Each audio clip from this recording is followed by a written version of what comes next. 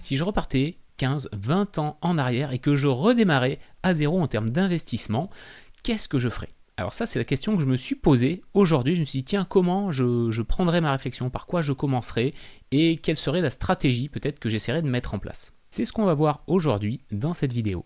Salut et bienvenue sur Finance Déclic. Ici, on parle de finance, d'investissement, de patrimoine, de budget. Bref, on parle un petit peu d'argent et comment faire en sorte que votre argent travaille pour vous. Je vous partage mes analyses, mes découvertes, en gros, tout ce que j'apprends sur le sujet en tant qu'investisseur. Je prends quelques secondes pour vous remercier parce que j'ai quelques vidéos qui commencent à faire des vues. Alors, c'est pas grand chose, c'est quelques milliers, voire dizaines de milliers de vues, mais ça m'encourage vraiment, donc merci beaucoup d'avoir regardé les contenus, d'avoir liké, d'avoir commenté.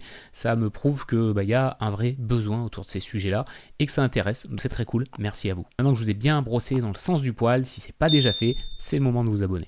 Alors pour cette analyse, je vais prendre une situation qui est complètement hypothétique. On va supposer que j'ai, on va dire, entre 25 et 30 ans, avec un revenu net de 3 000 € et une épargne dispo qui s'est faite au fil des années, au fil des premières années de boulot et de jeunesse et de petits jobs d'étudiant, où j'ai 40 000 € de côté, mais qui ne sont pas investis. Donc on va dire en gros, c'est soit sur du livret, soit sur carrément du compte courant. Je pars aussi du principe qu'il n'y a pas de propriété, et il n'y a pas de dette. Donc une base qui est plutôt saine. Évidemment, ça fait beaucoup d'hypothèses, mais j'ai pas le choix si je veux pouvoir faire derrière, on va dire, des projections et une vraie réflexion. Ce qu'on va voir ici, c'est pas générique, c'est très spécifique.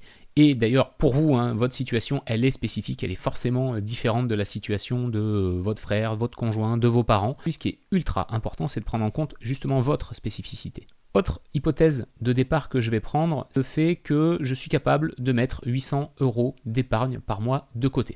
Alors, ça sera notre base de travail pour démarrer. Ce que je vais vous montrer aujourd'hui, c'est ce que j'aurais aimé faire il y a quelques années si je m'y étais pris plus tôt et correctement. Je n'avais pas à l'époque toutes les connaissances, toutes les compétences. L'éducation financière, c'est beaucoup démocratisé, donc vous avez moyen de faire des belles choses. Vous avez moyen aussi d'être bien accompagné si c'est ce que vous souhaitez pour mettre en place justement les bonnes stratégies. Et en parlant de stratégie, moi la stratégie qui me parle, qui me plaît et que je pense être une bonne stratégie pour faire travailler votre argent, c'est une stratégie par objectif ou par projet.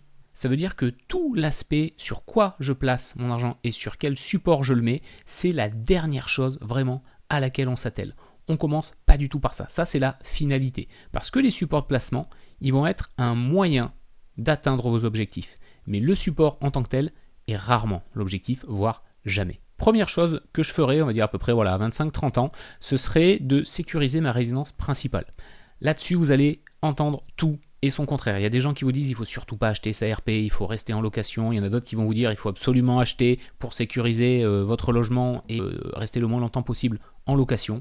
Là aussi, j'ai envie de vous dire, ça dépend de vous, ça dépend de votre sensibilité, ça dépend de ce que vous avez envie de faire, ça dépend de l'importance que vous accordez au fait d'avoir votre résidence principale. Dans mon cas, j'y accorde de l'importance, donc ça fait partie de mes objectifs. Cet objectif, comment je le traiterai? Alors, je vais vous expliquer ce que j'avais en tête.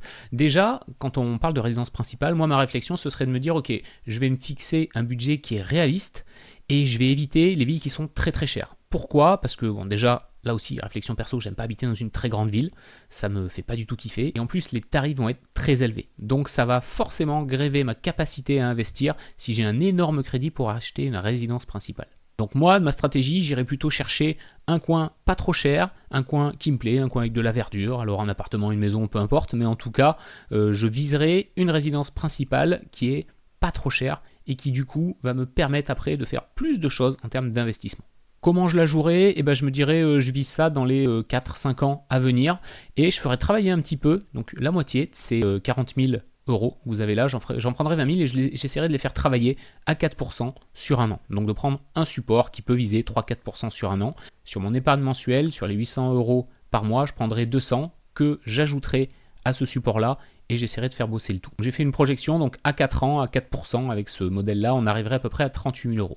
L'idée, ce serait d'avoir un bout d'apport pour mon achat immobilier, pour limiter aussi le besoin d'emprunter au maximum sur cet achat.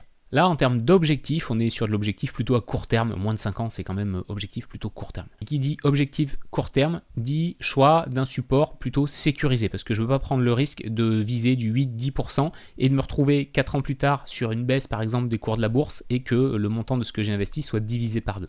Parce que je sais que je vais avoir besoin de le monopoliser rapidement. Ensuite, je me garderai quand même une épargne de précaution.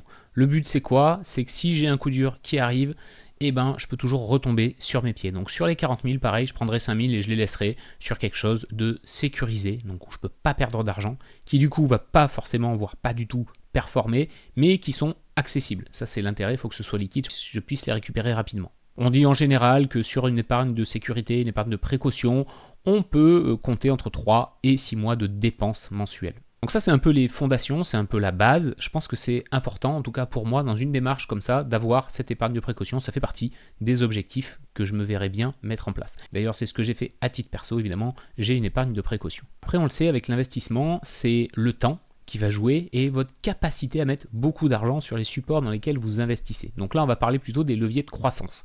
Donc en termes d'objectifs, je réfléchirais à, ok, peut-être que pour plus tard, pour quand j'aurai 40 ans, 50 ans, 60 ans, j'ai envie d'avoir de l'argent de côté pour pouvoir soit me payer ma retraite ou améliorer ma retraite, mais en tout cas, j'ai envie de prévoir l'avenir à beaucoup plus long terme. À ce moment-là, je vais essayer d'aller chercher des leviers vraiment de croissance de mon capital. Donc ce que je ferai, c'est que je prendrai 10 000, toujours sur ces 40, et j'essaierai de les placer sur un support, a priori plutôt de la bourse, qui va délivrer du 8% par an. Si je fais ça sur 30 ans et que je rajoute tous les mois 600 euros par mois, donc ce qui me reste de mon épargne, au bout de 30 ans, donc quand j'en aurai 60, à peu près l'âge où je peux partir peut-être sereinement à la retraite, je suis presque à 1 million d'euros de capital. Et on est sur quelque chose qui travaille fort et qui va bénéficier à fond du levier temps, donc de la puissance des intérêts composés. Franchement, déjà, avec ça, plutôt pas mal. Là, je vous fais une simulation qui reste simple, il n'y a pas d'enfant, il n'y a pas de conjoint, on reste vraiment sur un cas très simple, mais en termes d'objectifs, on pourrait aussi viser la préparation des enfants,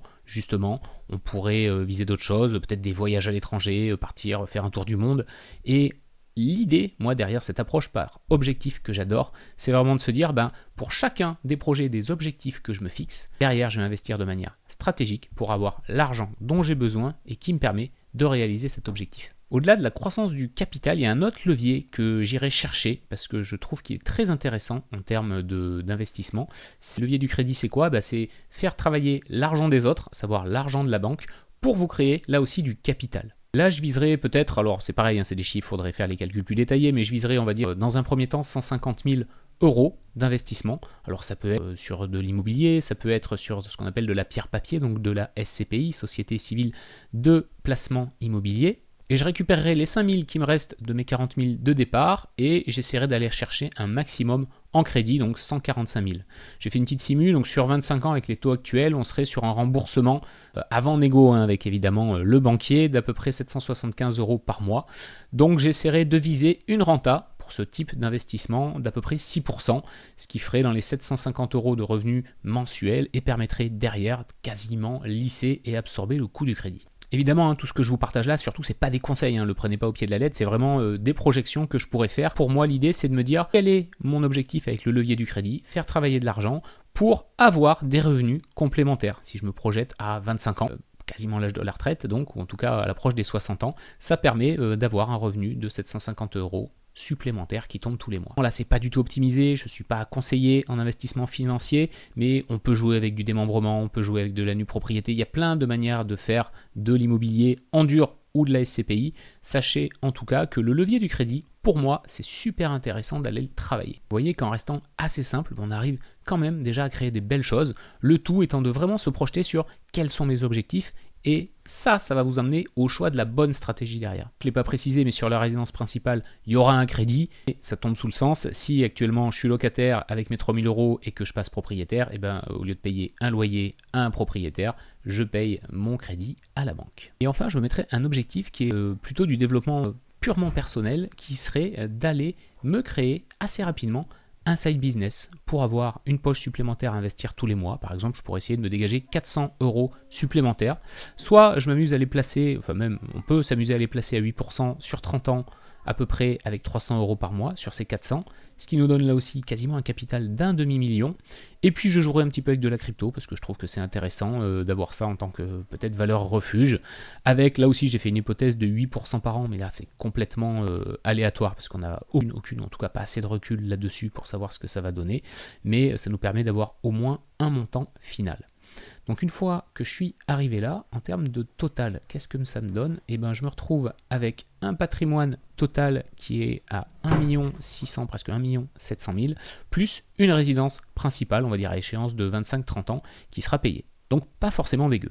Pourquoi le side business, je le mets vraiment comme un objectif? Parce que pour être à mon compte maintenant depuis quelques années, 7 ans, je sais que ça me correspond, que c'est un moyen de me stimuler intellectuellement et cerise sur le gâteau, c'est un moyen de se faire un petit peu d'argent supplémentaire. Donc vous voyez que l'objectif, bien sûr, in fine, il est un peu financier, mais derrière, il y a une vraie question de développement personnel et de comment je peux grandir moi en tant qu'être humain. Ce qui est important, c'est d'avoir des objectifs. Objectif ici, c'est d'être propriétaire de ma maison. L'objectif ici, c'est de me sentir en sécurité en cas de coup dur. L'objectif qui est là, c'est de me construire un capital pour le temps où je serai à la retraite. Levier du crédit, même chose, me construire un capital supplémentaire et surtout des revenus qui vont tomber tous les mois. Et enfin, le side business, c'est un objectif d'épanouissement personnel avec cerise sur le gâteau, la possibilité en plus de générer de l'argent que je vais faire aussi travailler. Tout ça, ça reste des hypothèses. On sait que les objectifs ils changent au cours de la vie. Peut-être qu'on déménage, qu'on va revendre sa résidence, qu'on va se marier, qu'on va avoir des enfants. Peu importe, le but ici de ce que je vous présente, c'est vraiment juste de voir comment on peut avoir une approche par objectif de sa stratégie patrimoniale. Et ce qui est intéressant, c'est qu'on voit qu'il y a rapidement plein de leviers qui peuvent apparaître, qui ne vont pas forcément demander des efforts énormes s'ils sont bien construits et bien alignés avec vos objectifs ou vos projets de vie. Si cette approche, elle vous parle, si vous avez envie, vous aussi, de vous projeter sur un futur piloté par des objectifs et derrière, sur laquelle on va mettre une stratégie financière, je vous ai mis un formulaire sous cette vidéo. Ça vous permet de prendre rendez-vous pour un diagnostic de stratégie patrimoniale. Ça se passe avec moi, ça dure une bonne heure et ça nous permet de travailler ensemble sur vos objectifs et vos projets de vie. À l'issue de ça, moi, je me fais accompagner par des conseillers avec lesquels je travaille pour construire une stratégie financière qui permet de les atteindre. Je vous invite en tout cas vraiment à prendre du temps pour vous poser et réfléchir à tout ça. C'est une réflexion qui est saine, qu'on peut faire aussi en couple. Ça peut être super intéressant parce qu'on peut avoir des projets de vie et des objectifs de couple, de famille. Donc ça apporte vraiment de la clarté et ça permet de se projeter intelligemment sur sa situation financière à venir. Je vous laisse là-dessus. Prenez soin de vous et de vos finances. Ciao.